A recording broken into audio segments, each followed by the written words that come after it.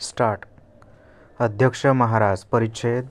ज्या मालापासून किंवा वस्तूपासून जीविताला किंवा मालमत्तेला धोका किंवा अपाय होऊ शकतो असा माल किंवा वस्तू बाजारात विकण्यापासून संरक्षण मिळविण्याचा ग्राहकांना हक्क आहे.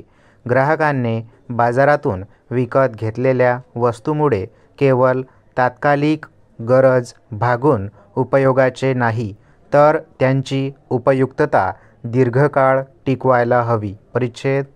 या हक्कामुळे ग्राहकाला वस्तूंच्या दर्जाबद्दल आणि टिकाऊपणाबद्दल हमी मिळते, परंतु हा हक्क बजावण्यासाठी ग्राहकाने वस्तूंच्या दर्जाबद्दल जागरूक राहायला हवे आणि उत्तम दर्जाबद्दल आग्रह धरायला हवा.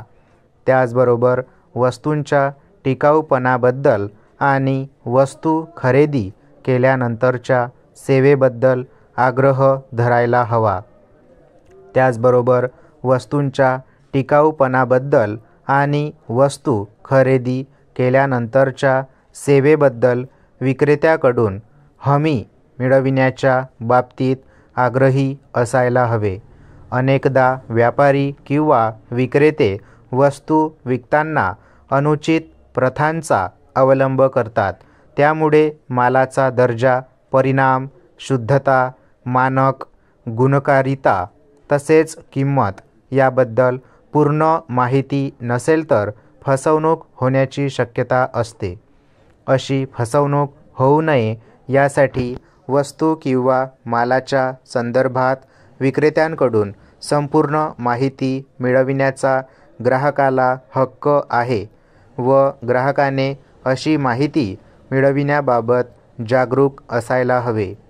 उत्पादित वस्तू किंवा सेवा यांची निवड करताना निर्णय घेण्यापूर्वी ग्राहकाने संपूर्ण माहिती मिळवण्याबद्दल आग्रह धरायला पाहिजे. तो त्यांचा हक्कच आहे. जेव्हा जेव्हा व जेथे जेथे शक्य असेल तेव्हा विविध वस्तू चढाओढीच्या किमतीने खरेदी करण्याची सुविधा ग्राहकाला असायला हवी व अशा चढाओढीच्या वेगवेगळ्या किमतीत वेगवेगळ्या बनावटीच्या वस्तूंमधून हव्या असलेल्या वस्तूंची निवड करण्याचा हक्क ग्राहकाने बजावला पाहिजे.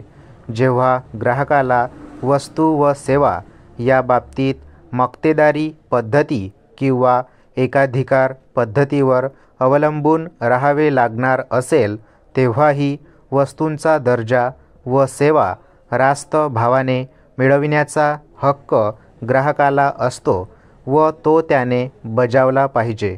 परिच्छेद. निवड करण्याच्या हक्काशी संबंधित वस्तू व सेवा यामध्ये मूलभूत स्वरूपाच्या सेवा व वस्तूंचाही समावेश होतो. काही मोजक्या ग्राहकांनाच अशा प्रकारचा निवड करण्याचा अमर्याद अधिकार देणे म्हणजे बहुसंख्य ग्राहकांना त्यांचा न्याय हक्क नाकारणे होय. म्हणून चढाओढीच्या किमतीत विविध वस्तू जेथे उपलब्ध होतात अशा स्पर्धात्मक बाजारातच हा निवडीचा हक्क अधिक चांगल्या प्रकारे बजावता येऊ शकतो. ग्राहकांच्या हिताचा विचार यथायोग्य मांडला जावा यासाठी उचित व्यासपीठे निर्माण करण्याचा व ग्राहकांच्या कल्याणाचा व संरक्षणाचा विचार करण्यासाठी स्थापन झालेल्या निरनिराळ्या व्यासपीठांवर प्रतिनिधित्व करण्याचा हक्क ग्राहकाला ग्राहक संरक्षण अधिनियमाने दिला आहे.